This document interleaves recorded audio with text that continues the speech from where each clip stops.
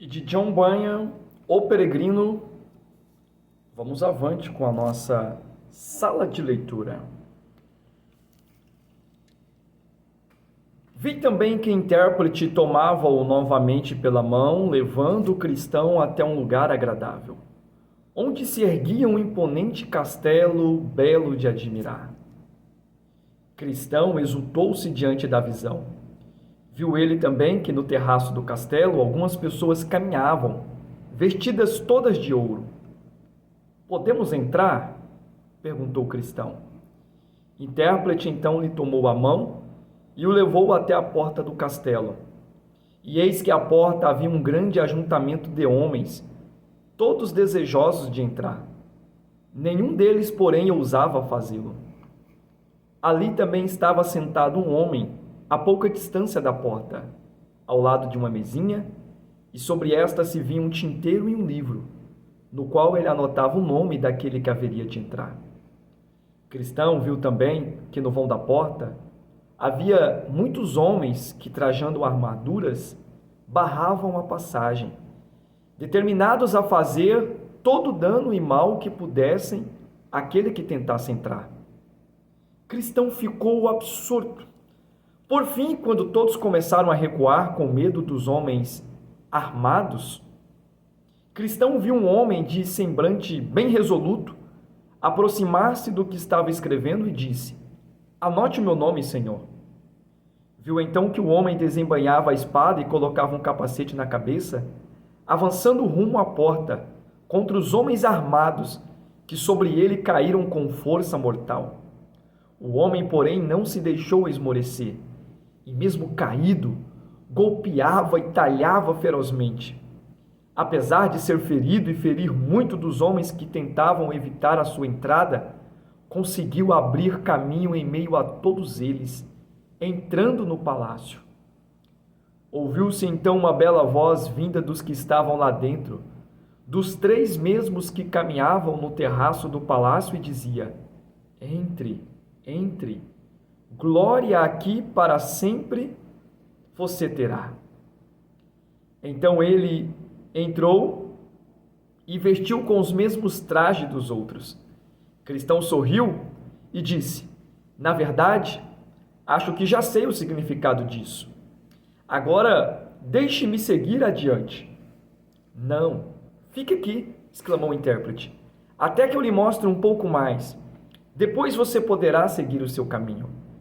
Então o intérprete novamente o tomou pela mão e o levou a um recinto muito escuro, onde se via um homem sentado atrás de grades de ferro. Ora, o homem parecia muito triste, estava ali sentado com os olhos pregados no chão, as mãos unidas, e suspirava como se trouxesse o coração amargurado. "O que significa isso?" perguntou o cristão. O intérprete pediu-lhe que conversasse com o homem. "O que você é?" perguntou o cristão.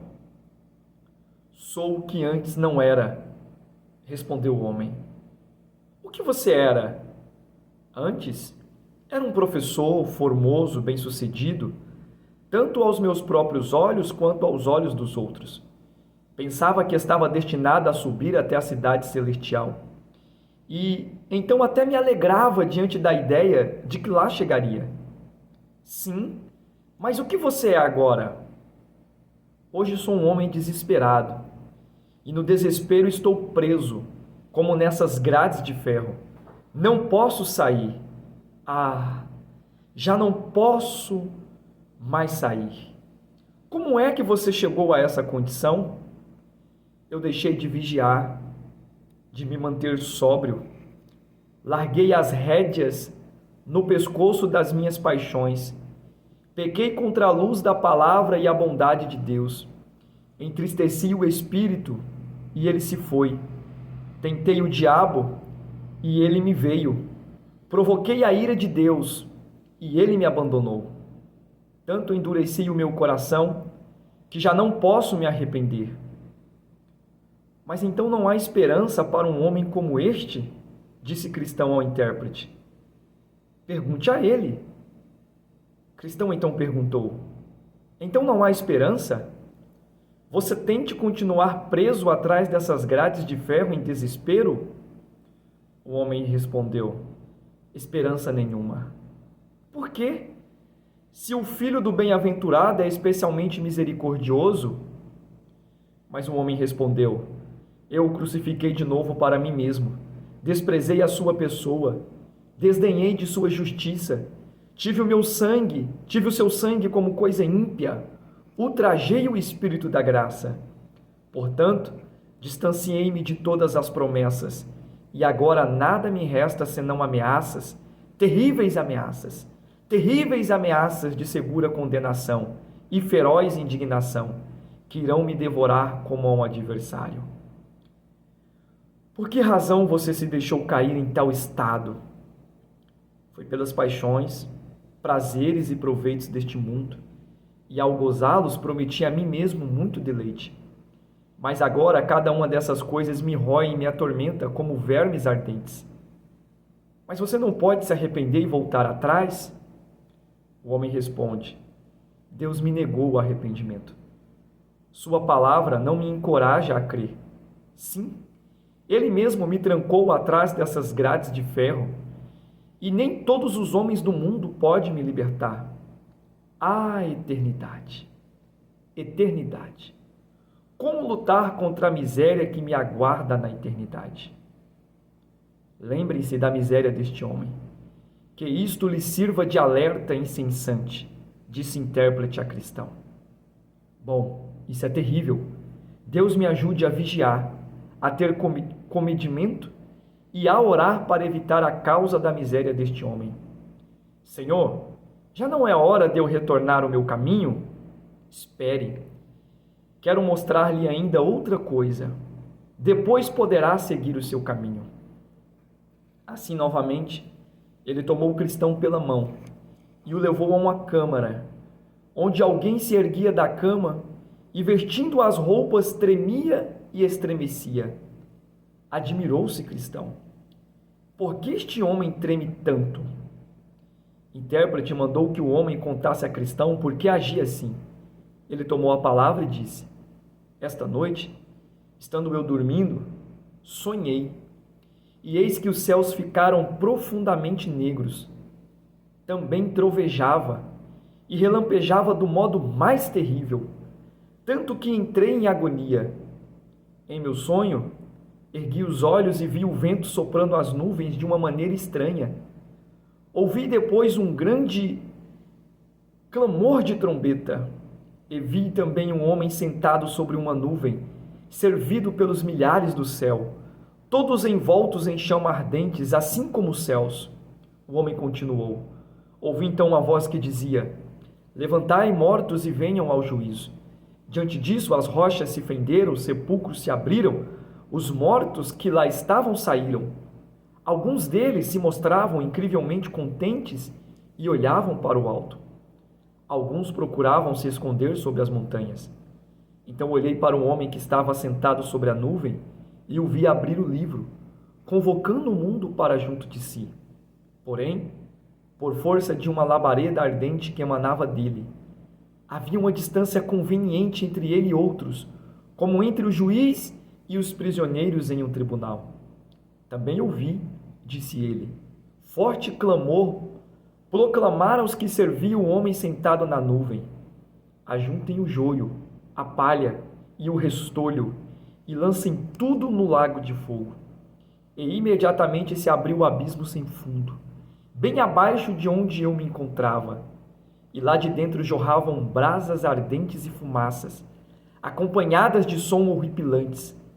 Às mesmas pessoas se lhe disse: recolham o trigo no meu celeiro. Com isso vi muitos serem arrebatados e alçados às nuvens. Mas eu fiquei. Também procurei eu mesmo me esconder, mas não conseguia, pois o homem sobre a nuvem não tirava os olhos de mim. Meus pecados me vieram à mente e minha consciência me acusava a cada passo. Foi aí que eu acordei. Mas o que foi que o deixou com tanto medo desta visão? Ora, pensei que o dia do juízo chegara e que eu não estava pronto para ele. Mas isso muito me apavorou, pois os anjos arrebataram várias pessoas e me deixaram para trás. Em seguida, a intérprete disse a Cristão: Você já refletiu sobre todas essas coisas? E Cristão respondeu: Já. E elas me incutem esperança e medo. Bom, então lembre-se bem de tudo isso, para que ele seja espinho na carne, que o faça avançar pelo caminho que você deve seguir. Então o cristão foi se aprontar para retomar a jornada, mas o intérprete ainda lhe disse: O Consolador esteja sempre com você, bom cristão, para guiá-lo pelo caminho que conduz à cidade. Em meu sonho, eu vi que a estrada pela qual o cristão havia de seguir era murada dos dois lados, e o muro chamava a salvação. Por este caminho, portanto, corria o sobrecarregado cristão, mas não sem grandes dificuldade, por causa do fardo às suas costas. Correu assim até alcançar um local íngreme, no qual do alto se erguia uma cruz, e pouco abaixo no vale um sepulcro.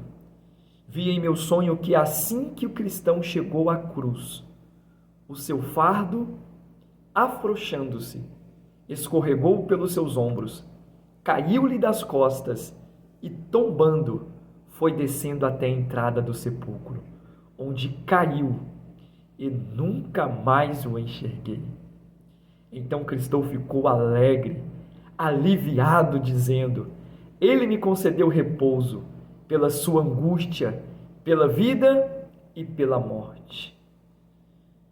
Estando o cristão a olhar à sua volta para a cruz que o aliviara do seu fardo, chegou-lhe 3 seres resplandecentes e o saudaram dizendo: A paz seja contigo.